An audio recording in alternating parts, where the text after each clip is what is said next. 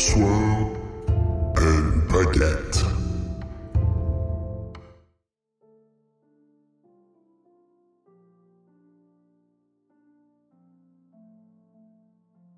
Bonjour à tous et bienvenue sur cette vidéo où on va vous parler des règles imperforantes et attaques empoisonnées.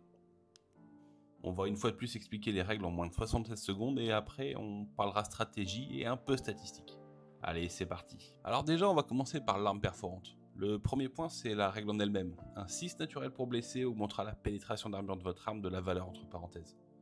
Petit rappel, imperforante fait partie des règles spéciales qui se cumulent avec elle-même. C'est même l'exemple donné.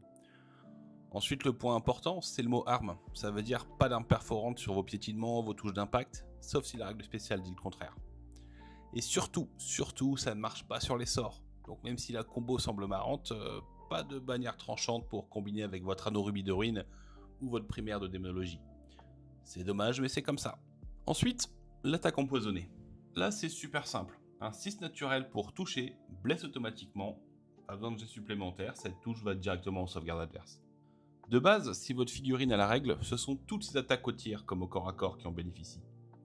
Par contre, si la règle est sur votre arme, comme dans le cas des Sarbacane de Skink, alors ça ne fonctionne que sur l'arme en question. La règle précise aussi que ça n'affecte pas les sorts. Alors ça, c'est pas vraiment un problème, ils touchent en général automatiquement, donc pas besoin de se torturer là-dessus. Enfin, si vous avez besoin d'un 7+, pour toucher, ce qui arrivera souvent en phase de tir, la règle ne fonctionnera pas du tout. Mais pas d'inquiétude, on en reparle un peu après. Et voilà, on vient de couvrir les deux règles spéciales. Niveau strat, faut faire des 6, soit la touche, soit la blessure. Faire sauter un jet, dans le cas du poison ou impacter l'armure adverse, c'est super pratique et assez efficace en termes de létalité. Mais pour aller plus loin, là ce coup-ci on va parler statistiques. Si ça vous gonfle par avance, pas de problème, vous pouvez arrêter la vidéo maintenant.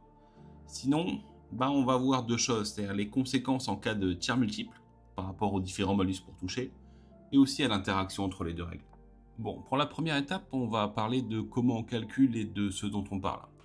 Dans cette vidéo, on va parler uniquement des dégâts moyens, c'est-à-dire pour chaque attaque de votre part, combien de fois la séquence va aller au bout. Dans le cas d'une attaque qui touche à 4+, blesse à 4+, que sauvegardée sur 5+, qui est en gros le résultat le plus courant sur The Old World, le résultat moyen sera de 0,17. Donc on obtient ce résultat par une simple multiplication de fractions. Chance de toucher, 3 résultats sur 6, 3 sur 6 égale 1 sur 2, chance de blesser, idem, une chance sur 2. Chance que l'adversaire loupe sa save, 4 sur 6, puisque c'est une 5+, donc 2 sur 3. 1 sur 2 fois 1 sur 2 fois 2 sur 3 égale 0,17. Faut séparer ce que j'appelle les dégâts moyens des probas. Les probas, ça sera plus la chance qu'un événement se produise et ça sera plus intéressant dans le cas d'un tueur de monstre ou d'un coup fatal. On en parlera quand on abordera ces vidéos du coup. Ah oui, et n'oubliez pas, les stats c'est vrai sur une vie, pas sur une game. Sur un lancer, vous pouvez faire les plus beaux 6 de votre vie comme la pire série de 1 que vous puissiez imaginer. Dites-vous que les dés forgent le narratif et même si ça peut frustrer un moment ou l'autre, faut juste faire avec et passer au jet suivant. Bon, commençons par un cas assez simple. Sur The Old World au tir, vous allez cumuler les modificateurs. Votre jet pour toucher dépendra, premièrement, de votre CT. Une CT de 3 touchera sur un 4+, une de 4 touchera sur un 3+, etc. Des modificateurs liés à vos actions. Si vous avez bougé et que votre arme n'a pas la règle tir rapide, par exemple, vous aurez un malus de 1. Idem si vous utilisez le tir multiple de votre arme, etc. etc.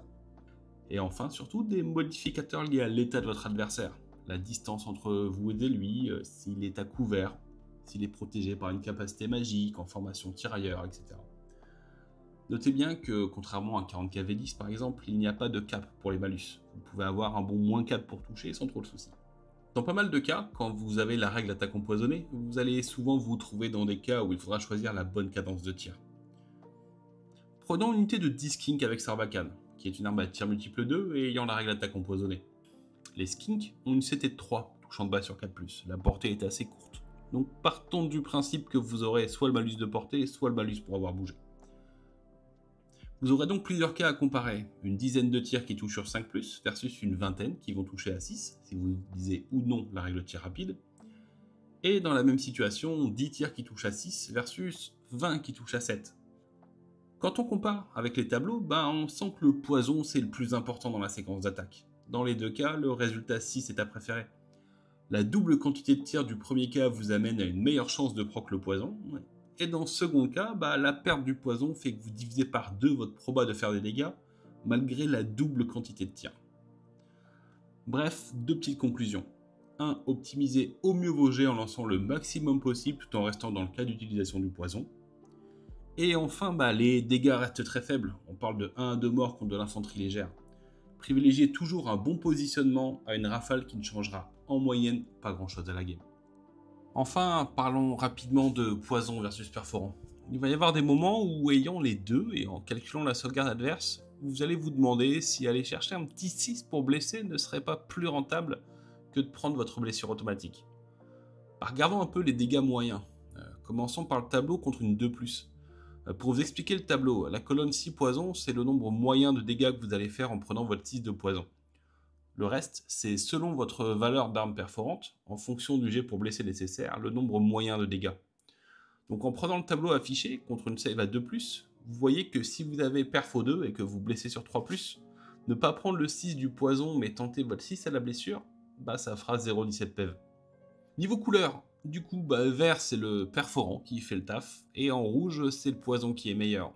Soit parce que le nombre de dégâts moyens est plus élevé, soit parce que le résultat est équivalent, et dans ce cas, autant conserver votre résultat déjà acquis que de tenter le hasard pour au mieux le même résultat. Bref, en voyant les tableaux, vous vous rendez compte que le poison est toujours supérieur à l'arme perforante contre des saves à 4+ ou pire. Et surtout contre une 2+, il vous faudra une grosse proba de blessé ou une énorme valeur de perfo pour que ce soit rentable. Allez, c'est fini pour ce jour. Comme d'habitude, pensez à liker, vous abonner, partager la vidéo dans vos groupes, déjà parce que ça nous aide, mais surtout, si vous voyez une boulette ou autre dans la vidéo, pensez à la signaler, on l'éditera. L'objectif de cette série de vidéos est d'aider les débutants pour la première partie, et de parler de sujets un peu plus avancés dans la deuxième, donc autant être le plus juste possible. Allez, à bientôt.